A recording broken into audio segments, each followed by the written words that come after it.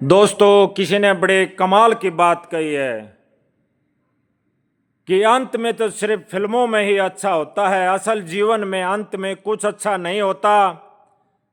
सिर्फ अगर अच्छा होता है अंत में तो वो अंतिम संस्कार ही होता है। एक कहानी है, राजा ने अपने राज्य में एक महोत्सव किया। चारों तरफ के राजाओं को बुलाया और अपने राज्य के अंदर जो सुप्रसिद्ध नर्तकी थी उसको भी बुलाया गया। राजा ने अपने गुरु को स्वर्ण मुद्राएं दी, सोने के सिक्के दिए और कहा, अगर आपको ये प्रोग्राम नर्तकी का अच्छा लगे तो इसको पुरस्कृत कर देना। पूरी रात प्रोग्राम चलता रहा। जब ब्रह्मबेला का समय हुआ तो नर्तकी के तबले वाले को ऊँग आने लग गई, नींद आने लग गई। यह देख करके नर्तकी ने एक दोहा कहा कि घनी गई थोड़ी रही या में पल पल जाए, एक पलक के कारण यूं ना कलंक लगाए।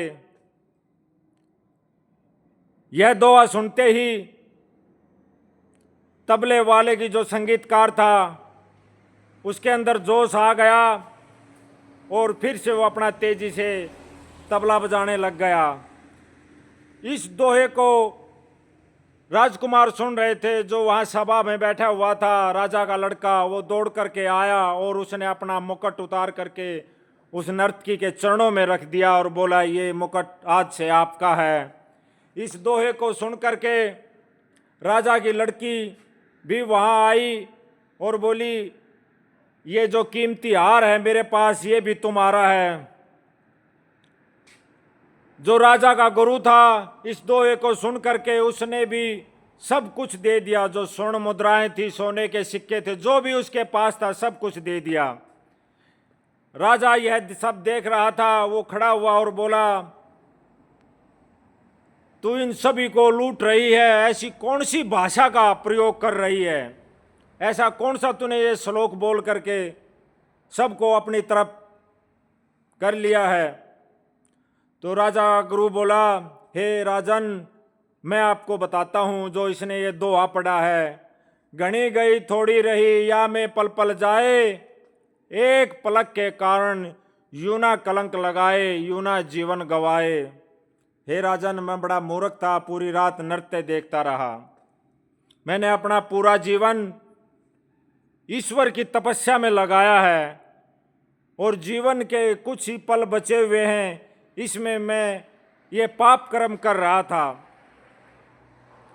इस दोहे ने मेरी आंखें खोल दी, मेरे विचार बदल दिए कि मेरा पूरा जीवन तो निकल गया है और जीवन के आखिरी पड़ाव में मैं ये पाप कर्म कर रहा था।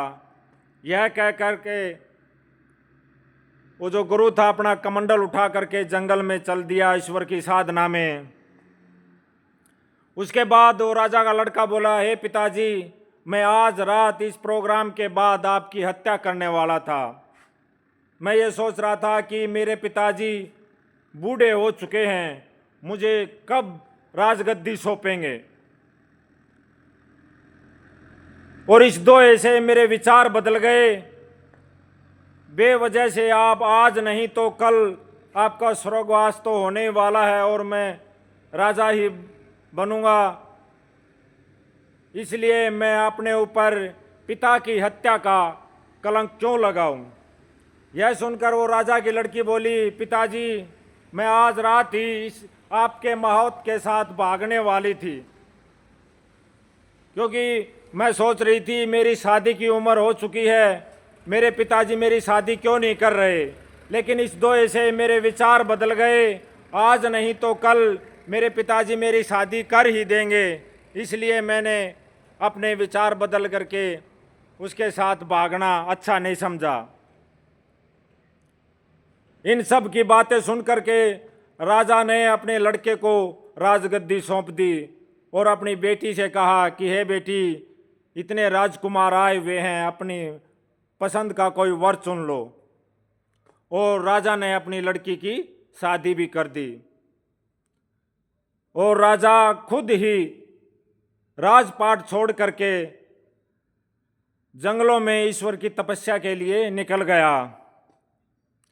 नर्तकी यह सब देख रही थी। उसने भी सोचा मैंने भी अपना पूरा जीवन नृत्य में गुजार दिया, मैं भी ईश्वर की तपस्या कर लेती हूं। और उसने उसी दिन से ही नृत्य करना छोड़ दिया, वो भी जंगलों में निकल गई।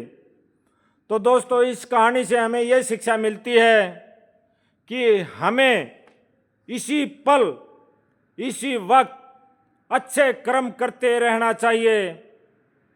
किसी की बुराई मन, वाणी, शरीर से कभी नहीं सोचनी चाहिए।